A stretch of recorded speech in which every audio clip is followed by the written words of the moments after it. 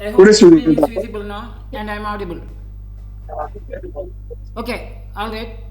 The thank you for giving me an opportunity to share my thoughts about, uh, and I am supposed to talk about identity of Ayurvedic surgeon from my point of view.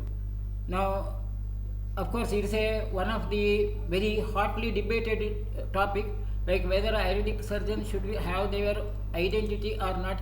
It's also sub judice, as you know. Already there are some litigations in different levels of the courts. Even in Supreme Court, there is a litigation regarding the status of Ayurvedic surgeon. Now, I am not going to into that technical aspects, but there are some criticism on Ayurvedic surgeons and Ayurvedic surgery, and some of these criticisms are from Ayurvedic fraternity itself.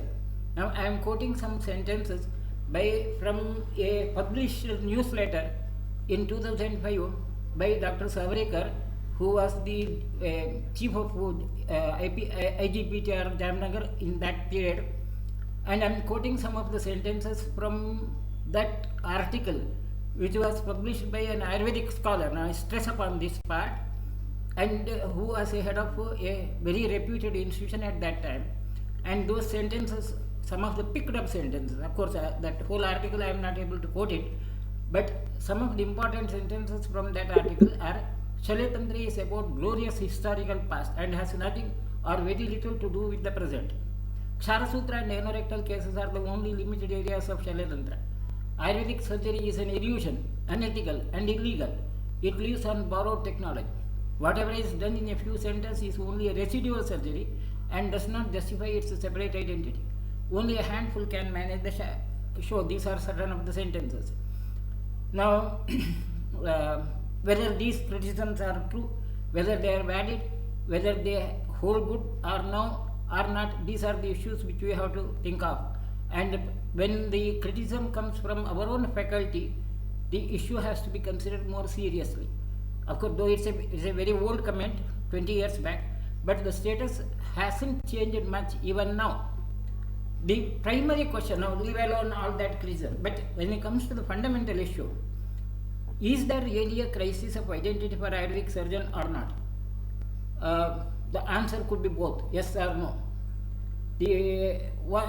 I would like to quote one of the examples, like one of my students who completed course that MS course in our institution, and he established a setup, surgical setup, well set up, and after a few years when he met me, he gave a visiting card where his name was printed with the MS degree, that AY was dropped.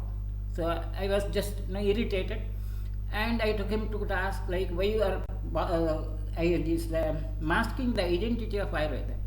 Of course, his answer was very imbalanced answer, and of course, because of my stress, he gave, after going home, he sent me one visiting card where he had printed MS AY.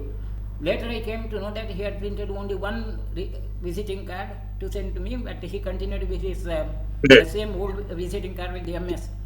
Now, this kind of a psychology which is existing among the Ayurvedic surgeons, so-called Ayurvedic surgeons, itself is one of the important issue, a crisis of identity, which we have to now consider very seriously. And unless we as a community, we are proud of our profession, if we are not able to establish our identity in the society, probably all that criticism holds good. But instead, if you can create an identity in the society, if you can create a niche in the society where the society will recognize us, probably that issue of crisis of identity doesn't exist. Now, how to establish a crisis of identity, or how to remove that crisis of identity, how to establish our identity, this is the question. Now, there are certain issues which are now seen. One of the issues is most of our Ayurvedic surgeons, present generation, they are not falling back in following the technology.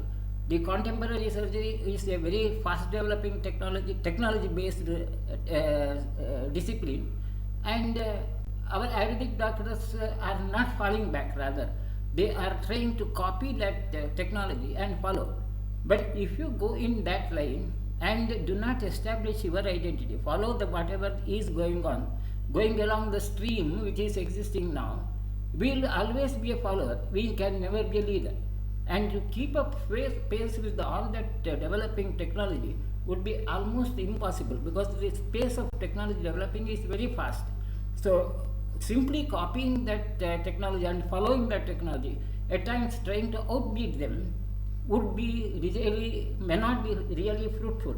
Moreover, it also results in a situation where the contemporary surgeons feel that we are some competitors, and that becomes that is the source of all that rivalry, the criticisms, litigation, and so on. So should we have a role of competitor to the contemporary surgery, or should we have a role of synergistic partner which needs the society, where the needs and perceptions of the society are met with? That's the one point which I would like to give my viewpoint, which all may not agree, but I think I try to establish my viewpoint with my clinical experience on these issues. Then another important part is about the historical legacy which we have. We claim Sushrula was a father of surgery and so on. Now, to establish this fact, one of the important issue which I will try to put in would be, what is surgery after all? Is it only an art of cutting and suturing? If it's an art of cutting and suturing, a butcher and tailor could become a good surgeon. But it is not. It's not only that art asset. Whatever we do in the theatre, that's operating room, is only a minuscule. The real issues which make the surgeon's personality and that surgical discipline different from the other discipline are basically, one is a concept, then the other is the principles and ethics, and the third part is the technology. Now, ideally, concept should have much bigger role, principle and ethics should have the next bigger role, and technology should be a relatively lesser role.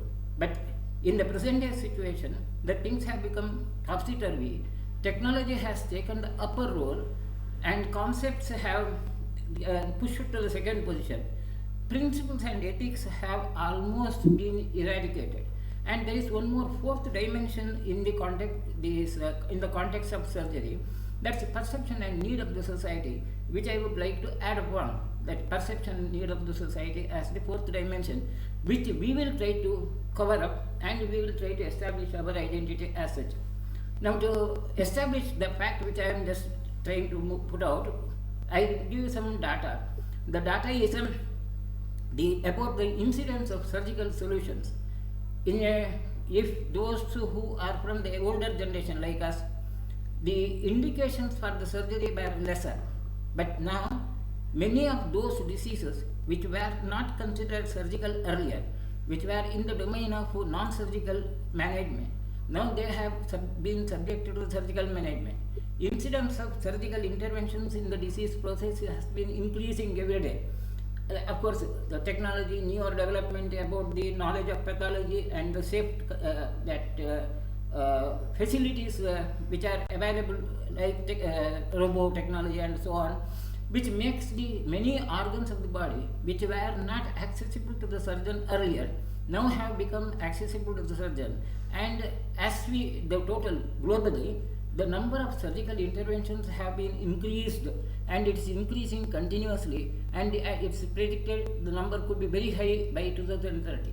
It also has economical implication on the whole field of medicine. The total cost of the medical treatment, or rather the therapeutic regimen, I would not say only medical, because even surgical, it will add on to the cost, and higher the technology, higher the cost. This is the other issue.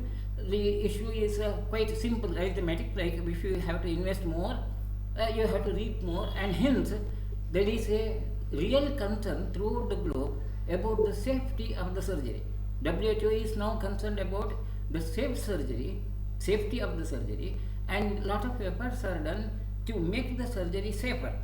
Now, it's not only from that surgery, safety of the surgery, there is another important issue of unnecessary surgeries or overdoing the surgery, which is the major concern of the society, as well as now it's also a concern of the medical field. I am quoting a few of the sentences from authentic sources.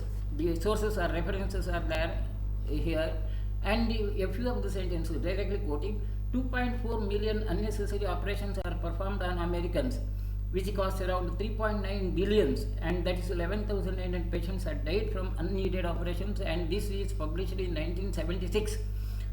The current data could be much higher.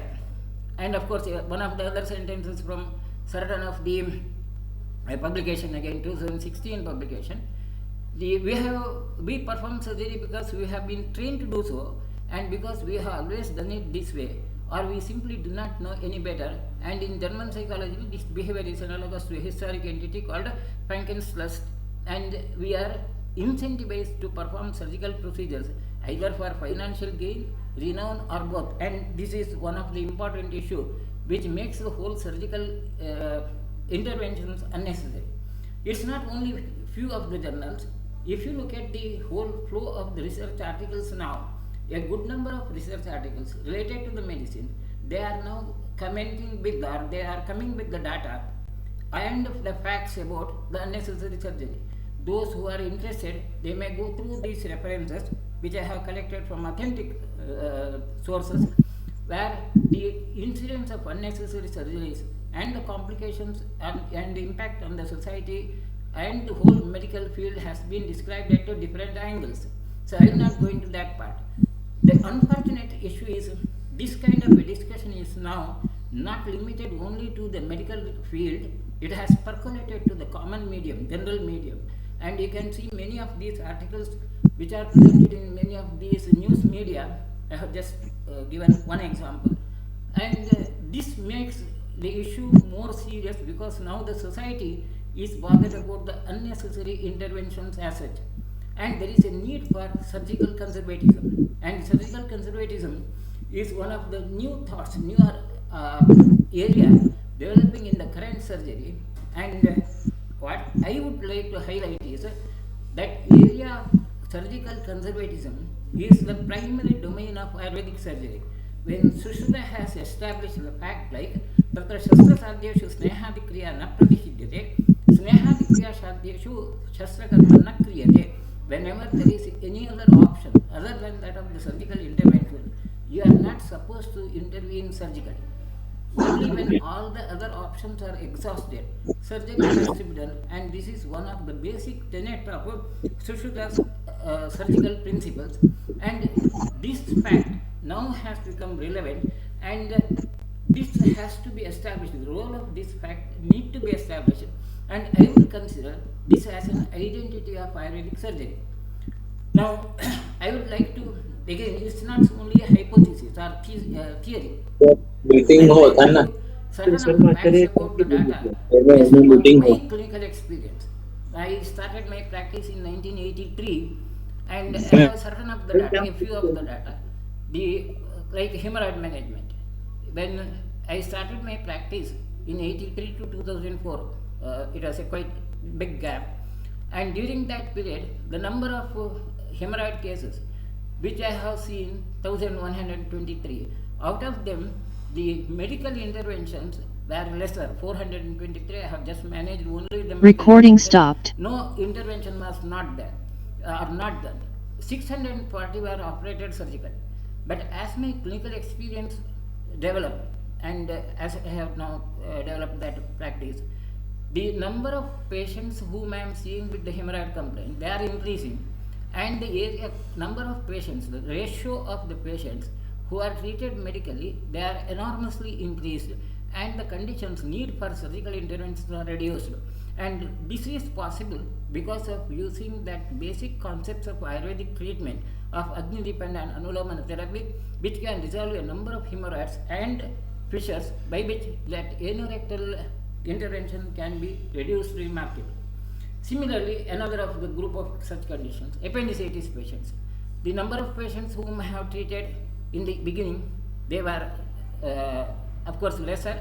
Number is increasing, and the conditions where non-surgical intervention, medical management is possible, and the whole bench line for the surgery, in the guidelines for the surgery can be now modified with the TLC being more than 17,000 only, and those only who have developed complications, they require surgery. China. Otherwise, not.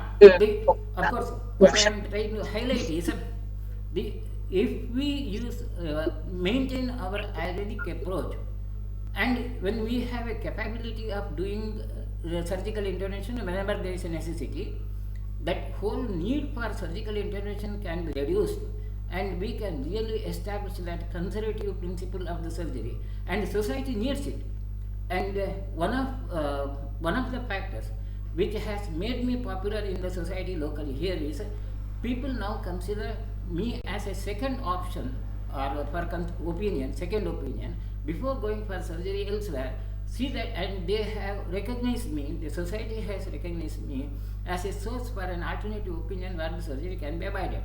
Now, by avoiding surgery, are you doing a service to the society or not? That issue is a debating issue. But what I say is there is a need for conservative approach, and the future of medicine demands that kind of an approach. And Ayurvedic point of view and Ayurvedic principles can give you lot of scope of avoiding that surgical conditions, surgical indications, and non-surgical management of surgical conditions.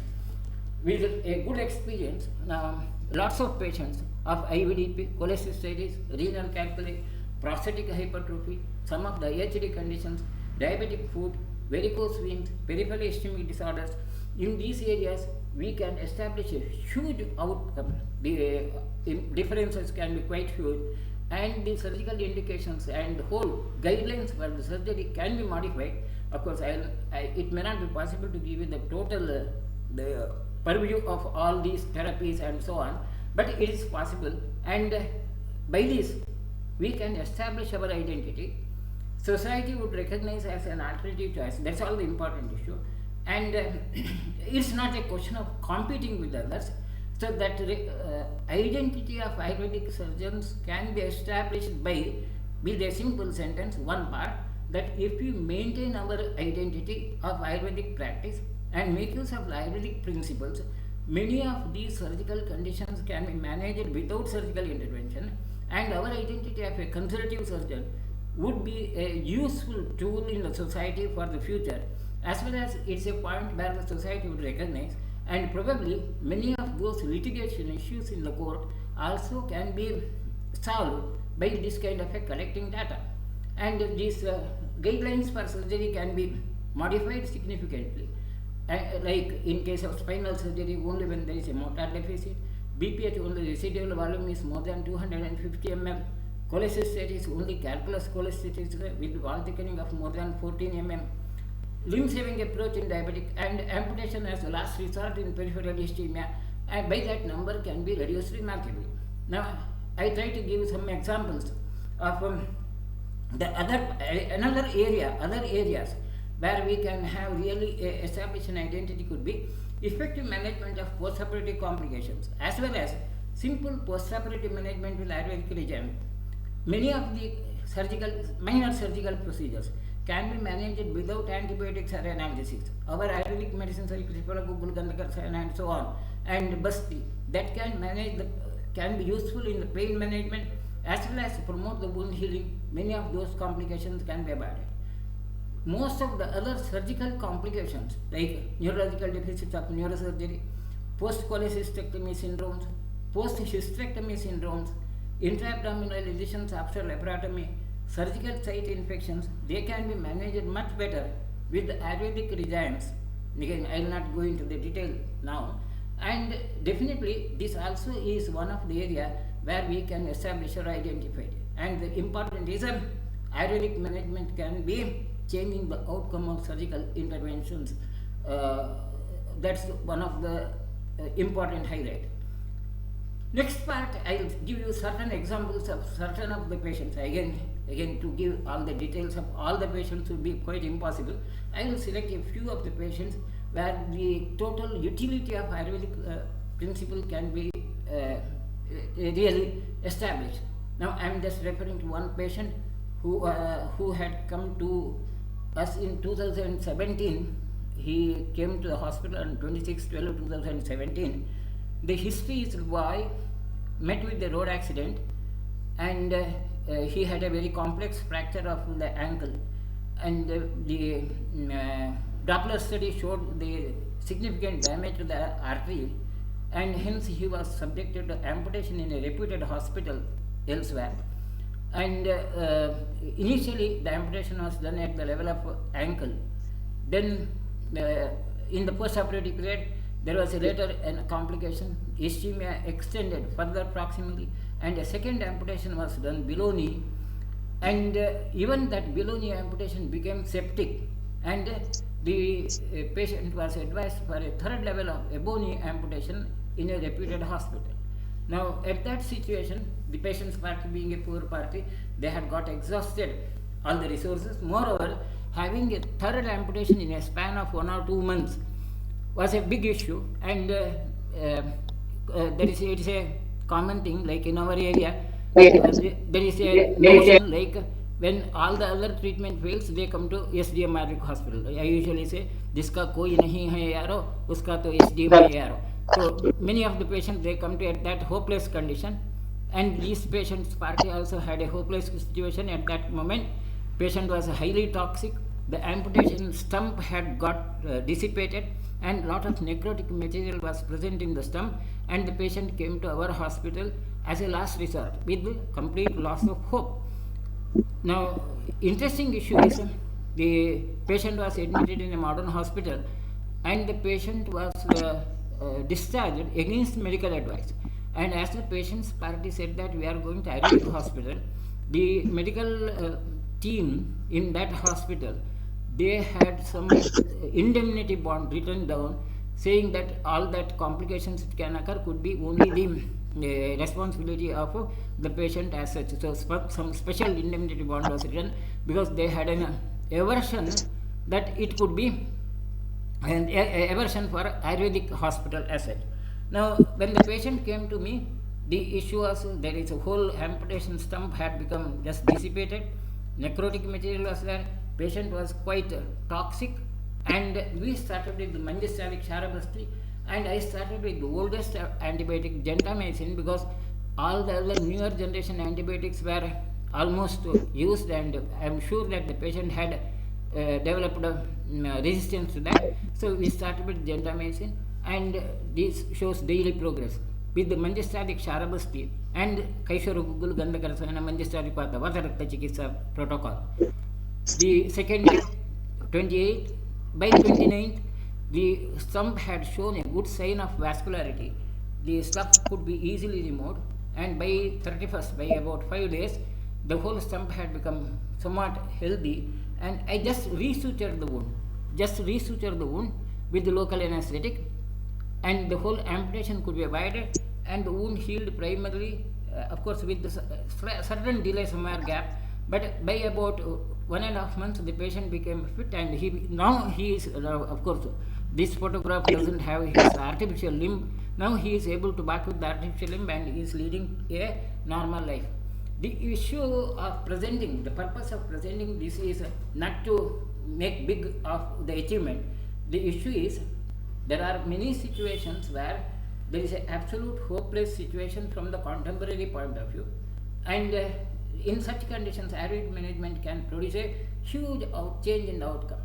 Now unfortunate thing is, because we are keeping these two systems at two separate entities, modern system separate, Ayurvedic system separate, the poor patients are put at a risk, and they are not able to get the benefit of both the systems.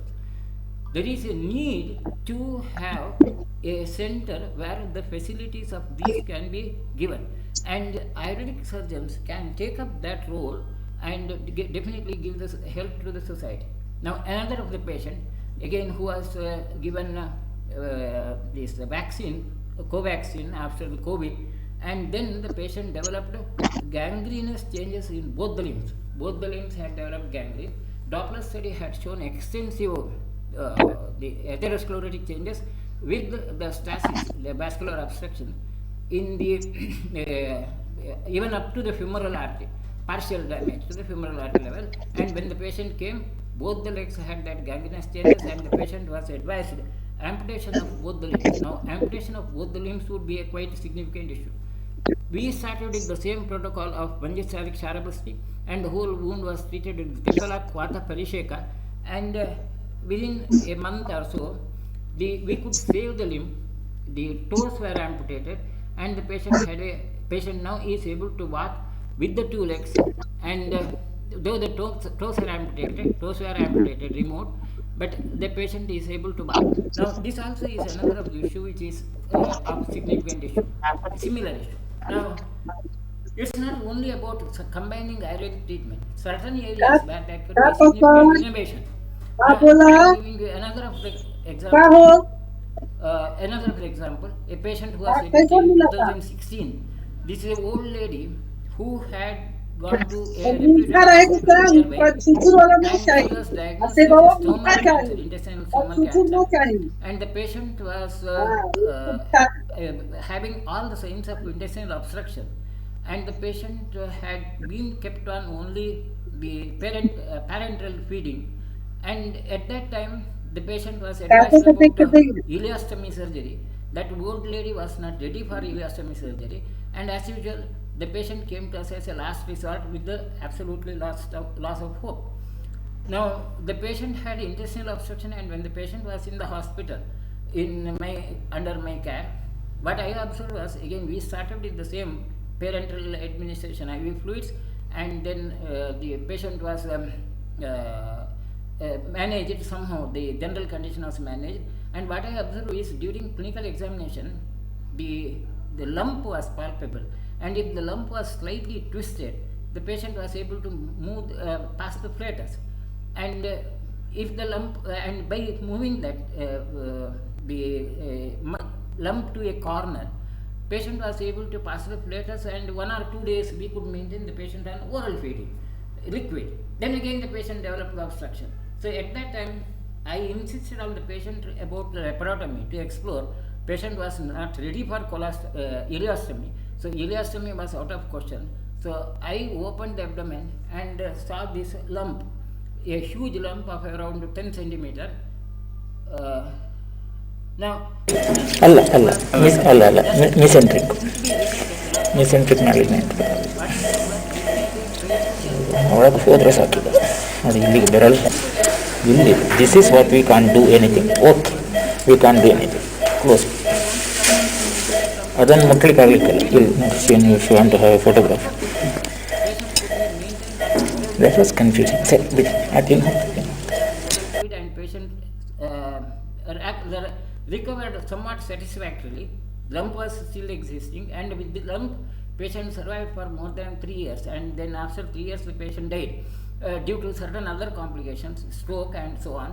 Now the issue is, if at all the patient had to follow the standard protocol of the treatment, it had to be ileostomy, and the patient had to be maintained on this other standard treatment. The standard treatment would be imatinib, which would cost around 3,200 rupees per pack, whereas the patient was maintained on Kantanar, Arogyadini and Kumari Asava, maybe slight modifications in between depending upon the presentations, but on an average the cost of the medicine prescribed was around rupees 77 per day, whereas the cost could have been much higher. Median survival period by the standard protocol of the treatment of imatinib is around 10 to 12 months, whereas this patient survived for 3 years and then developed stroke and later died. Anyway, again the issue is, by combining this Ayurvedic protocol of the treatment and by making use of some innovative approach, we can make a significant change. And I have quoted these cases simply because these are certain of the cases where which have given me a lot of recognition in the society. From that point I have shared these clinical cases, not to highlight whatever I have done, but it's about the giving confidence to the younger generation, the next generation, like by having that Ayurvedic protocol and by keeping our identity of Ayurvedic treatment. There is no need to hesitate to keep our identity, maintain our identity of Ayurvedic degree. No need to cover up that Ayush word in your visiting card. That is possible, and still you can maintain the area, maintain your reputation and identity, and that's what I would expect. Now, area where we have definite supremacy are non-surgical management of surgical conditions, pre and post-operative management, management of post-operative complications, innovative approach. These can be used, and it's one of the quote from a very popular surgeon is, a good surgeon doesn't just concentrate on technical ability but also on the appropriateness of what you are doing. That's one part about the social perception. Now I have talked about the other parts. The other parts of surgical idea is concepts. Now as far as the concepts are concerned, we always say that Ayurvedic surgery is the oldest, and Sushruta was considered as a father of surgery. I don't consider Sushruta as a father of surgery. Rather, I would give value to Sushruta as one of the person who had that formulated the whole surgical discipline in the form of a methodical education and methodical discipline and documented. So, if you say Sushruta was a father of surgery, you may have the question like who was the mother and so on. So, I will not go into that part. The important reason Sushruta was the first person, rather documented evidence of Indian surgery, which was presented in a form where the whole concept of education, the ethics, and all the preparations, all the aspects of surgery was dealt with in detail and presented as it. Sushruta had considered himself as the whole surgical discipline as the most important. Beauty of Sushruta Samhita is, at one context, Sushruta says the surgical treatment protocol is the most important. Astrasutipe Ayurveda Tantreshu Etudeva Adhikam Abhimat. In the same book, you have the other part also. Kushalasrapi Vedyasya Yatah Siddhi Ihadva Upakramo Dhikanyayam Atas Samparikirtilaha. The surgical treatment is a jaganya, or something which is not really easily acceptable, and a inferior sort of the discipline, because the results are unpredictable. Now, a person having that complete view of the advantages and the total perception of the disadvantages of the discipline, and that is the beauty of Sushruta, and that's why I consider Sushruta as the most important part of the surgical history. Now, it's not only that much. The Ayurvedic surgery is a perfect blend of medical and surgical disciplines. If you look at Charaka Samhita, the whole treatment protocol is Antaparimarjanam, Bahiparimarjanam, Shastra Pranidhanam Cheti. The whole treatment of the disease is categorized into three heads, like Antaparimarjana, Bahiparimarjana, and Shastra Pranidhana. Tatra Antaparimarjanam Vedanta Shariram Anuprabhisha Aushadam Aharjatam Vyadhin Pramarsti Yat Punah Bahi Sparsham Ashritya Abhyangastweda Pradeha Parisheka Unmadanaddhiha Amayan Pramarsti Tad Bahik Parimarjanam Shastra Pranidhanam Punaschedana Vedana Vedana Dharana Lekana Utpatana Prachana Sivana Eshana Kshara Jalokasivi. Now the issue is from Ayurvedic point of view, the whole treatment protocol starts with the medical treatment, then the shodhana, the removal of the doshas from the body, after a protocol of dealing with that protocol of the shakha, the kostagamana and so on, and the doshas, the defective entities, the pathological entities of the body, they would be expelled out by either through the MSCs or through the purgation or so, enema and so on, or even Rakta Mokshana. The Shastra Pranidhana is the next step. When the impacted or the vitiated combination pathological entities of the body, they cannot be removed with that kind of a protocol. A direct intervention where these pathological entities can be removed is a Shastra Pranidhana. Now, this gives you the sequential, step-by-step approach to the disease, graded response to the disease. Initially start with the lesser intervention, then the intervention is increased, and then you have the direct intervention. And that is why the basic tenet of Shastra Sadhyeshu Snehadikriya na Pradeshidyate, Snehadikriya Sadhyeshu Shastra Karmana Kriyate. This is the beauty of evolution of surgical ideas in Ayurvedic approach.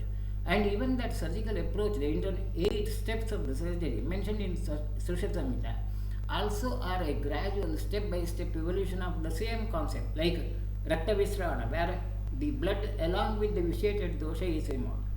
Bhedana and Vedana, where the pathological entities which have got separated by the body, like in the form of a pus or a fluid, they may be drained out. Chetana or the Lekhana, where the pathological entity is directly removed, handled by either excision or by curative. Yeshana is a diagnostic intervention where the location of the pathological entity is traced out and it could be removed. Aharana is a direct removal of the foreign body. Of course, Sivana is a suturing as such. So, this kind of a concept is the basic idea of Ayurvedic surgery. Now, again, I am not criticizing the contemporary surgery or otherwise, but from the contemporary surgery history, if you look at the history of contemporary surgery, the modern surgery evolved as not as a part of the medicine. The modern surgery was under the area of barbers, and till 1368, the barbers were not categorized as, not considered as medical personnel, and barbers were of a different profession, and the surgical treatment was done under the control of barbers. There was no scientific approach. It was not considered as a part of medical discipline at all, and the whole surgical discipline was considered as a part of medical discipline only in 1843, and from that day onwards, surgical training and medical education have come to a separate or a single setup. And during that debate of taking up this Royal College of Surgeons, one of the statements by Lord Thoreau in the British Parliament, there is no more science in surgery than butchering. This is what it was said. Like, these are all from the historical sources.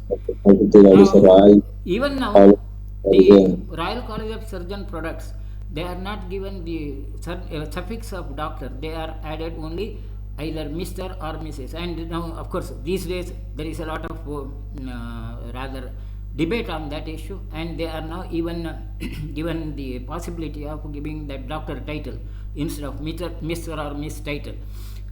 Now, of course, though historically we have that kind of a heritage which was much superior, where the whole scientific approach of surgery was there. In the present day situation, we are in a position where we are looking towards the west to have some backup. Now, whether we should be feeling proud about heritage or whether we should feel sad about the current situation, who is responsible, these are the issues which we have to consider, and I would consider our community itself being responsible for this kind of a pitiable situation. Now, that's one part. The other part, we will directly jump into the technical aspects. The whole surgical procedures, I would say, like whole concepts of the surgical procedures mentioned in Sushruta, they are the basic tenets which cannot be modified, and all that development which we now see are the extension of the same. A few technologies added, slight here and there, the modifications done in the indications. Now, I try to make it as brief as possible. When it comes to the question of Chedana or excision of a tissue of the body, the indications mentioned in Sushruta are only irreversible pathologies like apakeshu rogeshu, khathineshu stireshu cha, snayu kothadishu chedanam praptam chali. Only when the disease condition has resulted in a pathology where it cannot be reversed and where there is no possibility of a spontaneous resolution, in that condition only the chedana is indicated. In the present day surgery, that excision of an organ is again the indication remains same, irreversible pathologies like the tumor pathologies.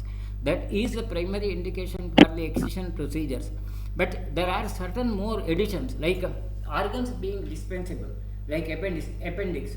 Though the pathology of appendicitis is an inflammatory pathology, not a irreversible condition, but still appendicectomy is the bread and butter of the surgeons because the organ is dispensable. Now, there are another area where the surgical excision now is done is about the prophylactic resection. Prophylactic resection is because there is a possibility of developing a disease, you remove the organ which can develop the disease, like the hysterectomy done in a patient who has reached the menopause, to avoid the possibility of a cancer there. Now, this kind of a philosophy also has a limitation. At one stage, that prophylactic resection had become quite popular. Now, these days, a lot of criticism is there on that issue also, and I think that is one of the issues where there is a limitation. Now, the whole logic of that kind of a situation where you remove an organ to prevent the disease itself has no basis, because You may remove an uterus to prevent the uterine cancer. You may remove the gallbladder to remove or reduce the possibility of later complications of gangrene of the gallbladder. Are you ready to remove your head? Are you ready to remove your heart? Now that is the issue. Anyway, that's one part. Now Sushruta's beauty or Ayurvedic concepts of surgery, it's not only limited to that technique of or simple technique of handling the tissues. Using physical energy for resection as well as the therapeutic protocol like Agni Karma or Kshara Karma, biochemical substance like others, Kshara also are the basic issues of the concept. Now, of course, even now in the surgery, evolution of the surgery, that use of physical energy like electrical, ultrasonic, or organ beam or laser, they have made a significant change in the total outcome of the surgery. They are just an extension or a development of that basic principle of use of physical energy, and this technology has been developed by many of the parallel scientists. Physics, chemistry has added to all that, and of course these are imbibed into the surgical field, and hence the scope and the safety of that excision procedure has been developed, maybe has been improved. Then the idea of removal of the organ again is not simply simple resection. Resection making use of chemical substances like Kshara or debridement as such, also by the Kshara Karma as such, and indications for the Kshara Karma also are detailed in the Samhitas. Now you may use the chemical energy sort of chemicals which are used there. Then another important area is the radical excision. Now it's not simply children in the simple excision. The excision could be radical excision where the tumor pathologies or conditions where the disease has to be removed completely, and this is a original idea of Sushruta. In case of Arbuda, the description is Sashesha doshani hiyo arbudani karoti tasya ashu punarbhavanti tasmat asheshani samudharetu hanyuhu sasheshani yatahivanihi. A complete removal, total resection, radical excision is the basic key for the success in surgery.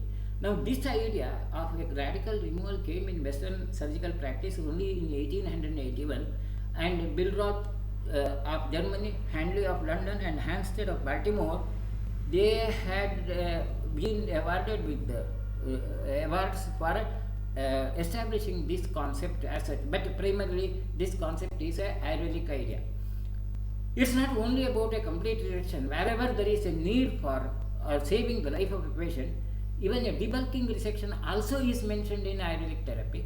And it's not only the debulking treatment with mechanical excision, it could be by making use of adjuvant therapies by which the bulk of the organ disease entity can be reduced by making use of krimi, that maggots used for removal of the tissue, or it could be like a partial resection, stage by stage resection, as in case of Medoj Arbuda. These are the some of the technological evolutions. Now, of course, that kind of an approach is also done as per the need of the conditions. The only difference now is we have a very specified guidelines, specified indications, and the specific use of the technology for that kind of a surgical protocol. Whereas in Samhita, these are mentioned in a very brief nutshell, and these details are not added on.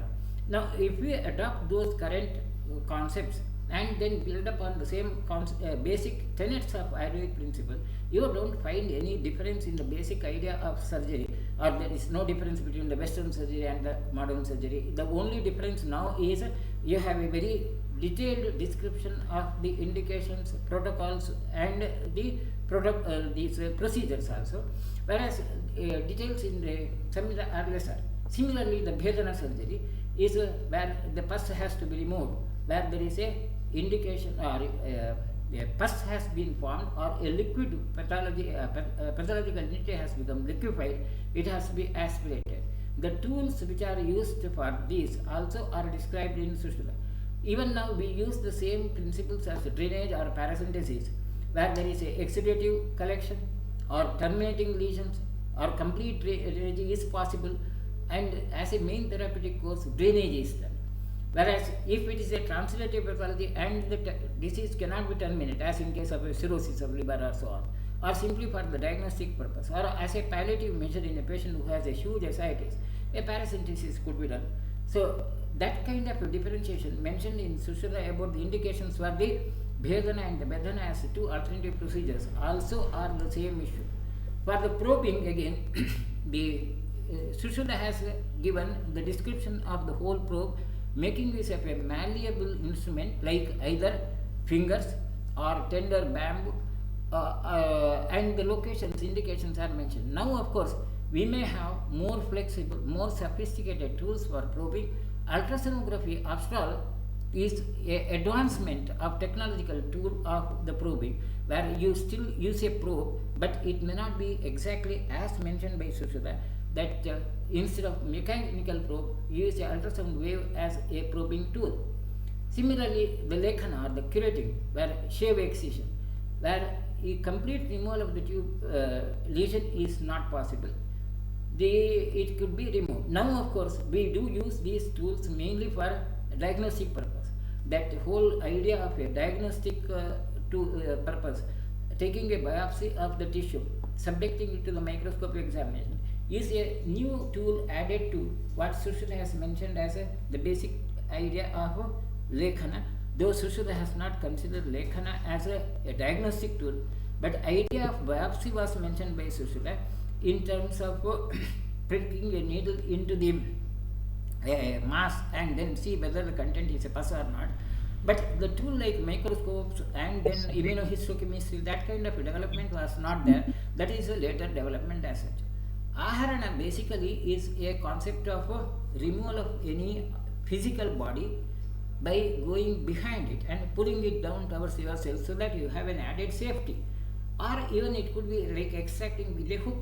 Now, this kind of approach of going behind an object and pulling out is the advanced technique of what we call as a Fogarty's technique, which is often used in case of common bile duct stones, or even in removal of the clots from the coronary vessels. In the coronary intervention also the similar techniques are used, and that kind of a technique primarily is of the Aharana. Of course, the technology has made a huge change, but basic tenets or the basic concept of Aharana remains the same. Visravana or bloodletting as a treatment was considered as one of the major tool of interventions in the disease process, and in the Western medicine also it was very popular in the olden days. In the Western medicine it became less popular, or the role of bloodletting had been reduced due to a specific incident. The history fact says George Washington, who was the president of USA, he had developed a respiratory congestion, chest congestion, in December 12, 1799, and at that time the standard protocol for the treatment was bloodletting.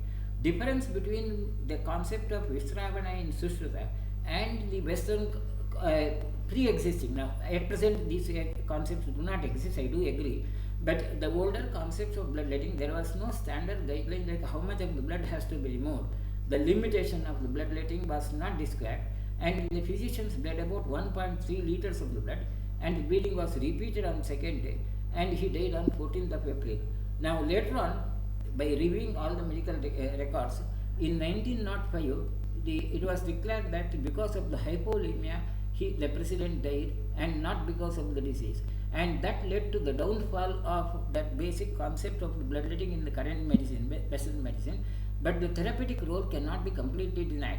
Of course, in certain limited areas like plastic surgery or like the polycythemia, still that kind of approach of bloodletting is still done in the Western medicine now, Western surgical practice. Certain of the new areas of the bloodletting producing a therapeutic outcome would be in systemic disorders, metabolic disorders also are possible. Then the last part of that surgical tool is about the Sivan or the suture. The details of the suturing techniques mentioned by Sushruta are quite amazing.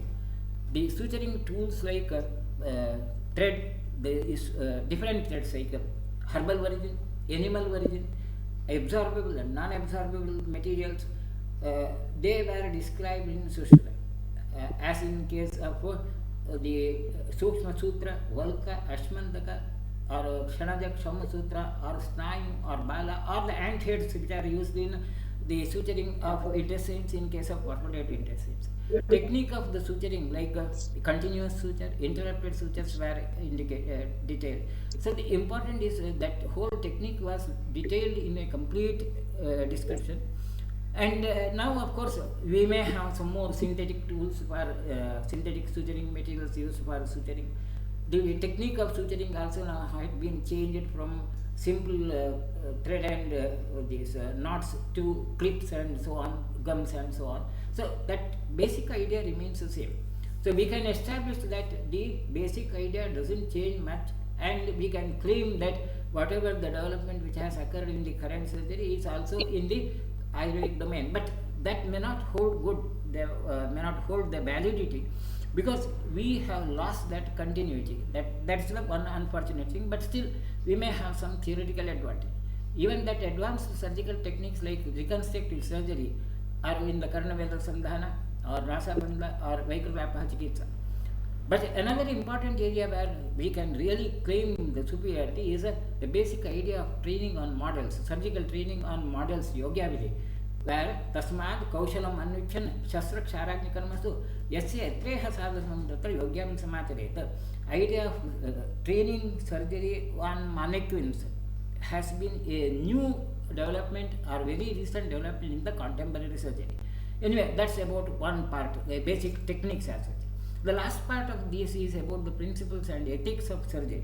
When it comes to the question of principles and ethics of surgery, the current surgical approach or in the current surgery discipline, the surgeon's traits are identified as intelligence, professionalism, consciousness, creativity, courage, perseverance and beliefs as such. And the personality of a surgeon is also assessed in terms of extroversion or agreeableness or consciousness and neuroticism or openness as such. But the basic discipline or description of a surgical personality mentioned by Sushruta, like Shauryam, Ashukriya, Shastradakshinam, Asveda Vepatuhu, Asammohascha Vidyasya, Shastra Karmani Shatsite, these remain the eternal descriptions, and probably all that whatever the literature is coming up is just a derivation of the same. The being awareness of the limitation of the scope and concept of when not to do and when we have to have the other choices as such. That is a basic idea of social discipline which says Kushalasapi Vedyasya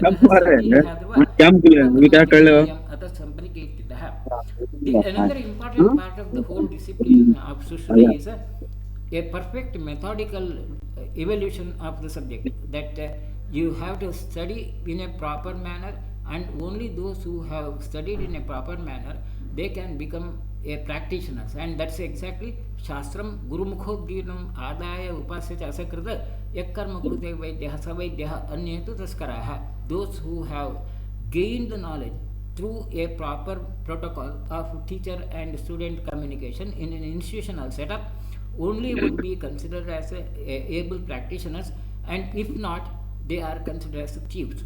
And the method of developing this skill is also very perfect discipline. Vaksaustave, Arthabhijnane, Pragalbhe, Karmanebhne, Tadabhyase Siddhau cha Yatera Adhyanantagaha.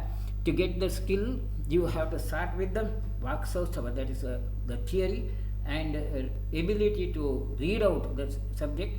Arthabhijnana, its meanings to be properly understood. Pragalbhe, ability to apply the meaning which is seen in the text on the patient. Karmanepuna, the skills of practice. Tadabhyasa, repeated practice which gives a perfection and leads to a zero error field as such. The proficiency of theory and skill development. It's not only about the theory which is to be known, you have to be good in the practice also, and hence Yastu Kevala Shastrajnaha Karmasu Aparinishchitaha Sah Mukhyati Atarum Prapya Bhirurivaham. Only those who have a skill as well as the theory knowledge, they would be able to manage the disease conditions properly. And if at all there is any person who doesn't have a theory knowledge, If he continues to practice surgery, he would be deserving death punishment by the yes, there is he would be deserving a death punishment. This is what Sushruta says, and that kind of a imposing the discipline on the field is the unique idea of Sushruta. That's the basic discipline as such. Timely intervention in a surgery is another of the issue. It's not that you do the surgery anytime, at the right time it has to be done, and there is a specific window of opportunity in the surgery. A surgery also, a surgeon also should be open to all the ideas. It's not enough if you read only one subject. You have to be able to read the other textbooks also or other disciplines also. Ekam shastram madhyanah navidyat shasnisham tasmat bahushtudah shastram. That is again one of the basic principle, ethics of surgery. Personalized care of and humane surgery. That's every patient has to be considered as a very valuable human entity, and the faith on the of the patient on the surgeon has to be protected, has to be preserved, and has to be respected. So should compass that relationship between the patient and the surgeon as be much better than or much more important than the idea, the relationship between the parents and the child. Mataram pitram putram bandhavan apichatra apyetan abhishanketa vaidye vishwasam eticha. Now with this, of course, I will try to come to the last part of it, because already the time is over. The conclusion would be: identity of Ayurvedic surgeon has to be carefully nurtured. Ayurvedic treatment protocols can modify indications and outcomes of the surgical interventions, and of course, the most ideal situation which we have to target would be a unified national system of medicine, which is the need of the day, or integration, as it. But though it is a need, but there is a lot of distance to be covered to reach that area, and probably I hope that we will come to that part. With this, let me conclude. Thank you, and I would expect some feedback at my email ID or WhatsApp. Thank you for giving me an opportunity of this. Thank you, Dr. Sharma. You have given